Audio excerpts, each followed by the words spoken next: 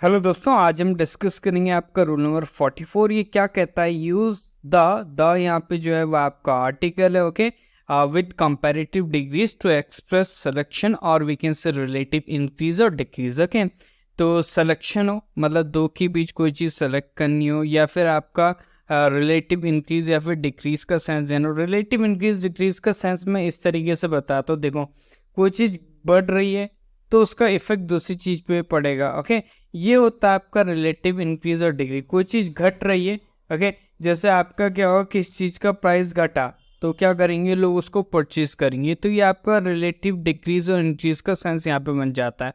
आप मेहनत करोगे तो अच्छे मार्क्स लेके आओगे। ओके, तो मेहनत करोगे अच्छे मार्क्स तब आएंगे, मेहनत नहीं करोगे अच्छे मार्क्स नहीं आएंगे। ठीक है, तो ये रिलेटिव इंक्रीज और डिक्रीज का सेंस हो जाता है। तो बहुत अच्छे से हम ये रूल डिस्कस करने वाले, बहुत इंपॉर्टेंट है, एग्जामिनेशन में पूछा जाता है। ठीक है, तो सिलेक्शन का एक्सप्रेस करना हो या फिर आपका रिलेटिव इंक्रीज और डिक्रीज का बात कर रहे होंगे तो हम क्या करेंगे, कंपैरेटिव डिग्रीज के साथ हम क्या करेंगे, द आर्टिकल यूज करेंगे। एग्जाम्पल देख लेते हैं, पहले सिलेक्शन ले लेते हैं। ठीक है, अब सिलेक्शन की बात करेंगे तो एक सेंटेंस लिखा हुआ आपका, this pen is the costlier of the two. Okay, तो यहाँ पे बात करी गई है, सपोज दो पेन है, ओके, और इन दोनों पेन में से आपका ये पेन जो है वो आपका क्या है, महंगा है as compare to this one. Okay, ये आपका 10 रुपए का हो गया और ये आपका 5 रुपए का हो गया। सिलेक्शन हो गया।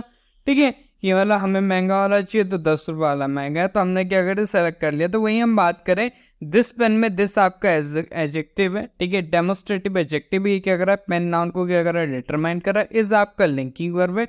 द कॉस्टलियर जो है वो आपका प्रेडिकेटिव एडजेक्टिव है। ओके, एडजेक्टिव को हम दो तरीके से यूज करते हैं, एक एट्रीब्यूटिव तरीके से, एक आपका प्रेडिकेटिव तरीके से, ये ध्यान रखना है। तो ये आपका प्रेडिकेट एडजेक्टिव है। Okay, of the two pen की हम बात करेंगे तो यहाँ पे ऑफ प्रपोजिशन हो गया, द टू क्या हो गया, ऑफ प्रपोजिशन का ऑब्जेक्ट हो गया। तो यहाँ पे हमने क्या करना है, द आर्टिकल लगाना है। एग्जामिनेशन में ये आपका द आर्टिकल नहीं होता। एग्जामिनेशन में जो क्वेश्चन बनेगा ऐसे बनेगा, the pen is costlier of the two, तो आपने क्या करना है, यहाँ पे द आर्टिकल लगाना है।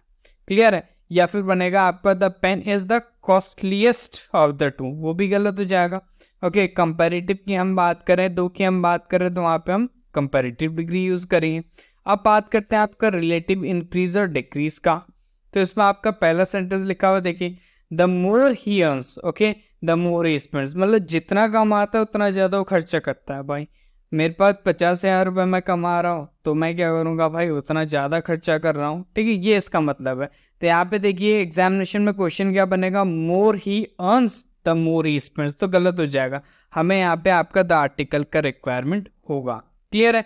तो ये आपको ध्यान रखना है। इसी का एक और टाइप का क्वेश्चन बन जाता है। देखो, सिलेक्शन में तो एक ही तरीके का बनता है, लेकिन इसमें एक और तरीके का बन जाता है।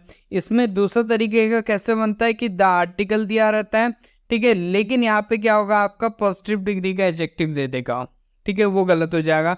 The little you talk the better it is. ठीक है, तो द बेटर तो सही है, बेटर क्या है, गुड का कंपेरेटिव बेटर हो गया, सुपरलेटिव बेस्ट हो गया।